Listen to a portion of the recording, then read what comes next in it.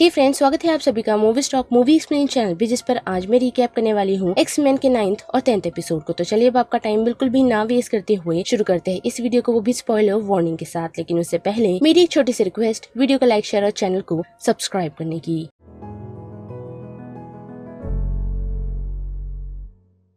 तो बड़े एपिसोड्स की तरफ, जिसकी शुरुआत हमें प्रोफेसर एक्स से दिखाई जाती है, जिनकी मूविंग चेयर टूट चुकी है, जिस कारण उन्हें अपनी पुरानी चेयर पर वापस आना पड़ता है। वही दूसरी तरफ बात करें मैग्नेटो की, तो वो भी पूरी तैयारी कर चुका है। साथ ही हम देख पाते हैं कि जुबली और रॉबर्टो को बचाते हुए स्टॉर्म और प्रोफेसर एक्स आ पहुँचते हैं, जिन्हें देखकर जुबली काफी खुश है। जिसकी बात बड़े बेस्टन की तरफ, तो वो काफी परेशान है क्योंकि मैग्नेटो ने सारे सैनिटल्स को बंद कर दिया है, जिस कारण उसकी मॉम भी वर्क नहीं कर पा रही है और उससे वो काफी ही उदास है। साथ ही साइक्लॉप को हम देख पाते हैं, जो प्रोफेसर एक्स से अपनी नाराजगी बता रहा है कि उसने उन पर भरोसा न करते हुए मैग्नेटो पर किया। लेकिन प्रोफेसर एक्स उसे यही कहते हैं कि उन्होंने उसके और जीन के फ्यूचर को लेकर सोचा था, पर फिर भी साइक्लॉप उनसे अभी भी नाराज है। जिसके साथ साथ जुबली को होश आ चुका है, जिसे नाइट क्रॉलर अभी तक हुए सारे इंसिडेंट के बारे में बताता है और सभी लोग उसे वापस लौटा हुआ देख काफी ही खुश है। जिसके बाद वो लोग यहाँ से मूव करने का डिसाइड करते हैं ताकि वो लोग आ रहे खतरे का सामना कर सके। लेकिन उतने ही देर में उन्हें पता चलता है कि मैग्नेटो ने जो अपनी मैग्नेटिक पावर को इस्तेमाल किया था, उस कारण अर्थ का मैग्नेटिक संतुलन खराब हो चुका है, जिस वजह से अर्थ जल्द ही डिस्ट्रॉय हो जाएगा। तो मैग्नेटो ने जो किया है, उसे वो सारी चीजें रिवर्स करनी होगी, जिसके लिए और कोई नहीं बल्कि प्रोफेसर जेवियर जाने का डिसाइड करते हैं, क्योंकि ये सारी चीजें उनके कारण ही हुई है। जिसके बाद साइक्लॉप दो टीम बना देता है ताकि एक टीम मैग्नेटो के पास जाए और दूसरी बेस्टन को खत्म करने के लिए। लेकिन उसी के साथ उन्हें पता चलता है कि कोई सैनिटल्स को कंट्रोल कर रहा है, जिसके जवाब में जेवियर यही कहते हैं कि उन्हें और कोई नहीं बल्कि बेस्टन ही कंट्रोल कर रहा है। लेकिन उन लोगों को ये सारी चीजें जल्द ही करनी होगी, क्योंकि सिर्फ उन लोगों के पास 12 घंटे है। वही बात करें बीस्ट और फॉस्ट की, तो उन दोनों ने मिलकर एक ऐसा डिवाइस बनाया है जिससे बेस्टन की पावर हमेशा के लिए चली जाएगी, जिसके अगेंस्ट और कोई नहीं बल्कि स्टॉर्म है। जिस कारण फॉर्ज उसे यही कहता है कि वो कोशिश करेगा। जिसके साथ साथ हम देख पाते हैं कि रोग प्रोफेसर एक्स से काफी ही नाराज है, क्योंकि अगर वो यहाँ होते तो उनके साथ जो हुआ वो कभी नहीं होता। जो सेम मानना प्रोफेसर जेवियर का भी है। लेकिन उसी दौरान हम देख पाते हैं कि मैग्नेटो ने उन लोगों के सामने अर्थ का पूरा कोर ले आया है, जो देख सभी लोग काफी ही हैरान है और उसे रोकने के लिए कहते हैं। लेकिन मैग्नेटो सभी लोगों के सामने प्रोफेसर जेवियर को यही कहता है कि अब बस हो चुका है, क्योंकि इंसान कभी भी नहीं समझ पाएगी कि म्यूटेंट्स को कैसा लगता है और बार बार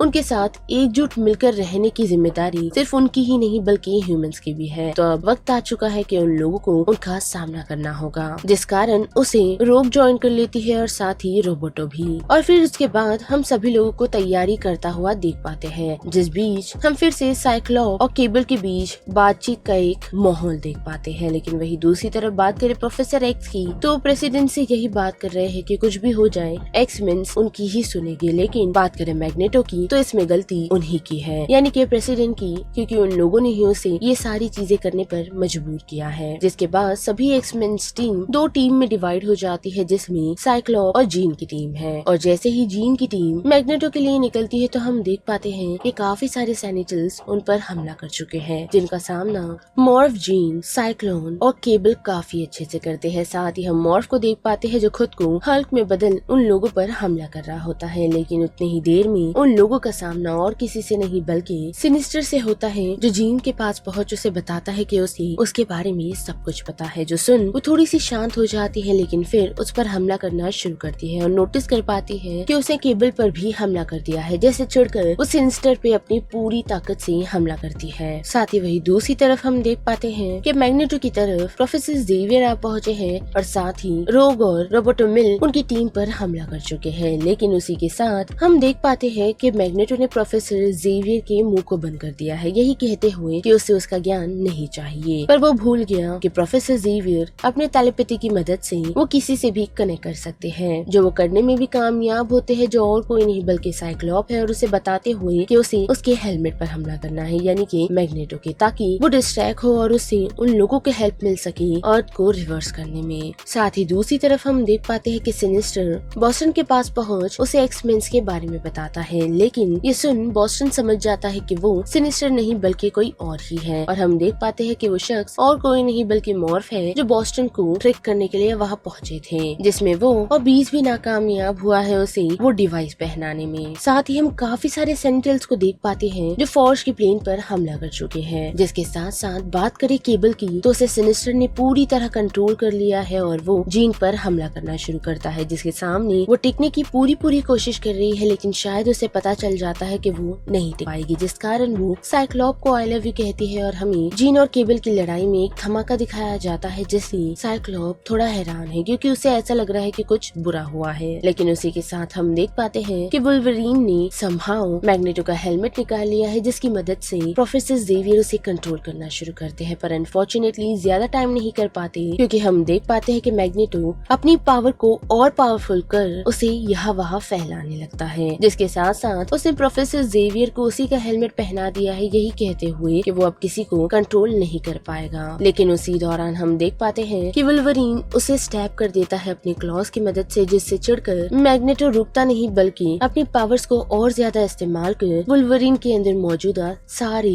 एडमेंटियम को बाहर निकाल देता है। जिसके बाद हमें पास का सीन दिखाया जाता है, जहां हम देख पाते हैं कि मैग्नेटो और प्रोफेसर जेवियर बैठकर एक दूसरे से बातचीत कर रहे हैं, जो कि एक भ्रम ही है, क्योंकि प्रोफेसर जेवियर मैग्नेटो के दिमाग के साथ खेल उसे मनाने की कोशिश कर रहे हैं कि वो एनी हाउ उनकी बात मान ह्यूमन काइंड को बख्श दे, लेकिन वहाँ भी मैग्नेटो रेडी नहीं, जिस कारण ना चाहते हुए प्रोफेसर जेवियर उसे यही कहते हैं अगर वो ऐसा ही चाहता है तो उसे ना चाहते हुए उसके माइंड को हाईजैक करना होगा। जो सुनकर मैग्नेटो उनसे यही कहता है कि इससे उसे और साथ ही प्रोफेसर जेवियर को काफी नुकसान हो सकता है, जिसकी बातों को इग्नोर करते हुए प्रोफेसर जेवियर मैग्नेटो के माइंड को कंट्रोल करना स्टार्ट कर देते हैं और उसकी मदद से अर्थ की मैग्नेटिक फील्ड को ठीक करने की कोशिश कर रहे होते हैं। तो उसी के साथ हमें और भी कैरेक्टर्स दिखाए जाते हैं, वो भी मार्वल्स के ही, जिनमें कैप्टन अमेरिका, आयरन मैन और डेयरडेविल शामिल है। और ऐसे ही और भी कैरेक्टर्स दिखाए गए हैं, लेकिन उसी के साथ हम देख पाते हैं कि सभी सेनेटल्स भी उठना शुरू हो चुके हैं, यानी कि बॉस्टन के प्राइम सेनेटल्स जग चुके हैं और उसी के साथ उसने एक्स मैन की टीम को कैप्चर कर लिया है। पर फिर भी एक्स मैन की टीम उसे समझाने की कोशिश कर रही है, पर अनफॉर्चुनेटली बॉस्टन उन लोगों की बात नहीं सुनता और उसी के साथ हम देख पाते हैं कि प्राइम सेनेटल्स ने पूरी दुनिया पर हमला और उसे कैप्चर करना शुरू कर दिया है। साथ ही हम देख पाते हैं कि बॉस्टन केबल को यही समझाने की कोशिश कर रहा है कि वो कितनी बार अपनी मॉम को बचाने की कोशिश कर चुका है, पर फिर भी वो उसमें कामयाब नहीं हुआ और इस बार भी ठीक वैसा ही होगा। पर अनफॉर्चुनेटली ऐसा नहीं होता, क्योंकि हम देख पाते हैं कि जीन ने अपनी पावर को और पावरफुल कर लिया है, यानी कि वो अपनी फिनिक्स पावर को इस्तेमाल कर न सिर्फ बॉस्टन को रोकती है, वो भी बीस्ट के बनाए हुए डिवाइस की मदद से, और साथ ही सिनिस्टर के पास पहुँच उसकी बॉडी से वो सारे डीएनए निकाल देती है, जिसकी मदद से वो खुद को आज तक यंग रखता आया है। जिसके बाद उन सभी को ऐसा ही लगता है कि सब कुछ ठीक हो चुका है, लेकिन अनफॉर्चुनेटली ऐसा नहीं होता, क्योंकि हम देख पाते हैं कि बॉस्टन केबल के एक हाथ को उखाड़ उसकी मदद से खुद के लिए प्रोटेक्टिव शील्ड बनाते हुए सभी लोगों को ये बताता है कि वो किस तरह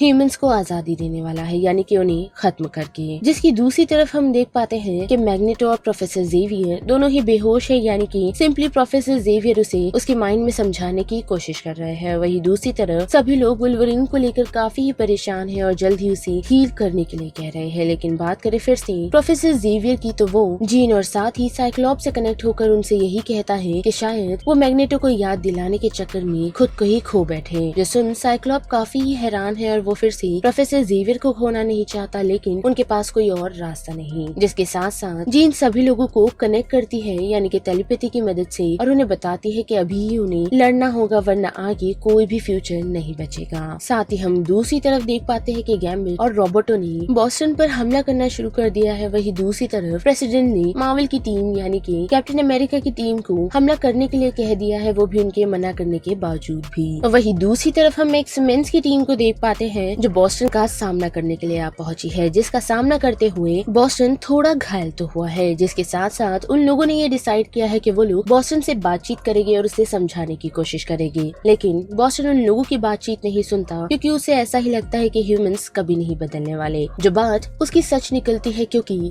हम देख पाते हैं कि प्रेसिडेंट ने उन लोगों पर न्यूक्लियर हमले करवा दिए हैं, जिस कारण सभी लोग बचने की कोशिश कर रहे हैं। पर अनफॉर्चुनेटली साइक्लोप को अब ऐसा लग रहा है कि वो सभी नहीं बच पाएगी, जिस कारण वो उन लोगों को यहाँ से निकलने के लिए कह रहा है ताकि वो ये सारी सिचुएशन हैंडल कर सके। लेकिन उससे पहले जीन उसे उसके बेटे से मिलवाती है जिसे वो गुड बाय कहने के लिए पहुंचा है। वही दूसरी तरफ प्रेसिडेंट हैरान है ये जानकर कि जो हमला उन लोगों ने करवाया था वो अब उन लोगों की ही तरफ बढ़ रहा है, जिससे ह्यूमैनिटी को काफी नुकसान हो सकता है, यानी कि उन्हें एक्समेंस पर भरोसा करना चाहिए था। और जब सारी सिचुएशन खराब होने ही वाली होती है तो उसी दौरान हम देख पाते हैं कि प्रोफेसर जेवियर फाइनली मैग्नेटो को मनाने में कामयाब होते हैं, उसे ये बताते हुए कि हर बुरी सिचुएशन में वो उसका साथ देगी, जिस कारण मैग्नेटो उठ खड़ा होता है और उस बड़े से एस्ट्रॉइड को जो अर्थ पर गिर रहा था उसे डिस्ट्रॉय करने में कामयाब होता है। और इसी बीच हमें काफी सारी मार्वल्स के और भी कैरेक्टर्स दिखाए जाते हैं, लेकिन अनफॉर्चुनेटली सभी लोगों को ये नहीं पता कि एक्समेन जिंदा है या फिर मर चुके हैं। जिसके बाद ये सीन मूव होता है लगभग 6 महीने बाद, जहां हम फॉर्ज को देख पाते हैं जो एक्समेन की तलाश करना चाहता है। और उसी के साथ हमें ये सीजन खत्म होते होते दिखाया जाता है कि रोग और नाइट क्रॉलर 300 BC इजिप्ट में पहुंच चुके हैं। वही बात करें साइक्लॉप की तो वो फ्यूचर यानी कि 3960 AD में जा पहुंचा है, जिसके साथ जीन भी मौजूद है। साथ ही नाइट क्रॉलर और रोग के साथ हम प्रोफेसर एक्स को भी देख पाते हैं। साथ ही हम ये भी देख पाते हैं कि साइक्लॉप की मुलाकात मदर स्काइनी से होती है और नेथन से, जो अभी काफी ही छोटा है। और जेवियर की टीम की मुलाकात एंस सबानूर से होती है, यानी कि एपोक्लिप्स से। साथ ही प्रेजेंट डे जेनोशिया में हम एपोक्लिप्स को पहुंचता हुआ देख सकते हैं, जो काफी सारी डेथ देख हैरान है। और यहाँ पर ये पूरा सीजन खत्म होता है, जिस बारे में आप सभी की क्या राय बनती है उसे लेकर आप मुझे कमेंट सेक्शन में बता सकते हो। साथ ही वीडियो पसंद आई तो वीडियो को लाइक शेयर, चैनल को सब्सक्राइब करना मत भूलिएगा। बाकी मैं मिलूंगी आपसे फिर किसी मूवीज या सीरीज के रिकैप के साथ। तब तक के लिए अब बाकी वीडियोस को एंजॉय कीजिए। Till then bye.